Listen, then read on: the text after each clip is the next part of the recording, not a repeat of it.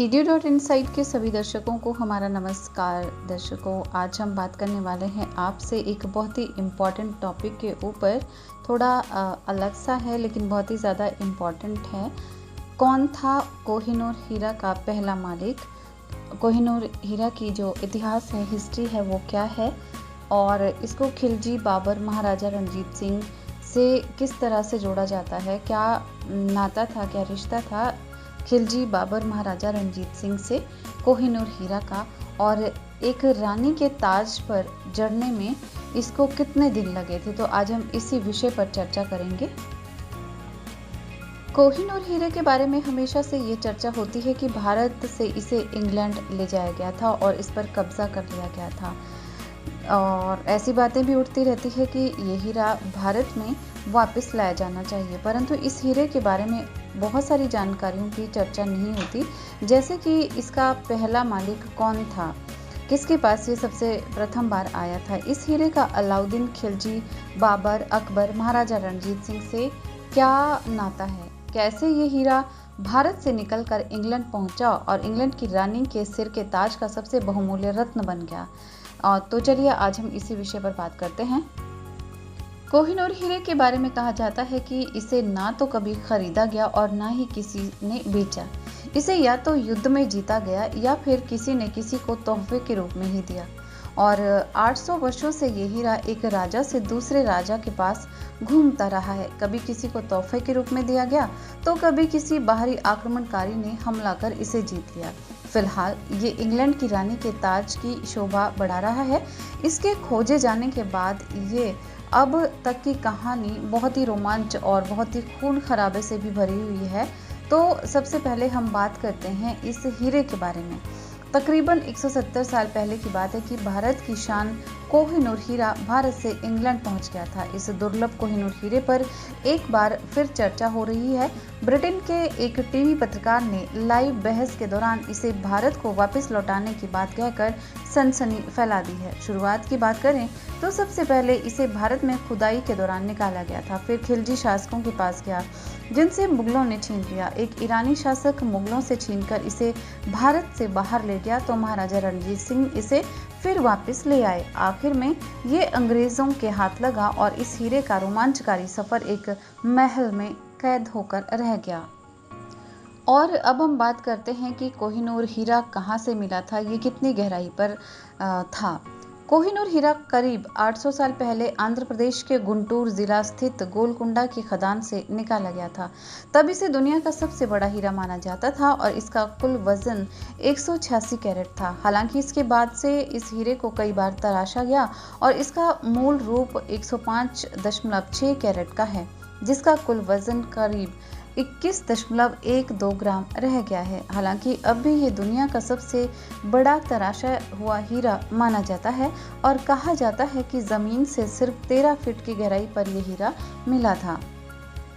और अगर हम बात करें इसकी कीमत की, तो वैसे तो इसकी कीमत का अंदाज़ा लगाना बहुत ही ज़्यादा मुश्किल है और ना ही कभी ऑफिशियल तौर पर इसकी कीमत का खुलासा किया गया है, क्योंकि इसे कभी बेचा या ख़रीदा नहीं गया। हालांकि अनाधिकृत तौर पर इस हीरे का आंकलन करीब 1 अरब डॉलर यानी कि 8,000 करोड़ रुपए की कीमत के आसपास है। ये कीमत जो है वो दुनिया के किसी भी हीरे की कीमत से बहुत ज़्यादा मानी जाती है। और ये भी सोचने वाली बात है कि इस हीरे का पहला मालिक कौन था। गोलकुंडा की खदान से निकलने के बाद इस हीरे के पहले मालिक काकतीय राजवंश थे। कहा जाता है कि काकतीय राजवंश ने इस हीरे को अपनी कुल देवी भद्रकाली की बाईं आंख में लगाया था। 14वीं शताब्दी में अलाउद्दीन खिलजी ने इस हीरे को काकतीय से लूट लिया। फिर पानीपत युद्ध में मुगल संस्थापक बाबर ने आगरा और दिल्ली किले को जीतकर इस हीरे को हथिया लिया था। और पहली बार भारत के बाहर जब ये हीरा गया था, आइए बात करते हैं इस विषय पर। ईरानी शासक नादिर शाह ने 1738 में मुगलों पर आक्रमण कर उनको हरा दिया था और 13वें मुगल बादशाह 13वें मुगल बादशाह जो थे अहमद शाह, इससे छीन कर पहली बार भारत ले आया था। इसने मुगलों से मयूर तख्त भी छीन लिया था और माना जाता है कि नादिर शाह ने इस हीरे को मयूर तख्त में जड़वा दिया था। नादिर शाह ने ही इस हीरे को नाम दिया था कोहिनूर, जिसका मतलब होता है रोशनी का पहाड़। नादिर शाह के दरबारी लेखक मोहम्मद काजिम मारवी ने इस हीरे के बारे में कहा था कि अगर कोई ताकतवर आदमी चारों दिशाओं और ऊपर की ओर पत्थर फेंके और जहां जहां पत्थर गिरे उस पूरे दायरे को सोने से भर दिया जाए तो भी इसकी कीमत कोहिनूर के बराबर नहीं होगी।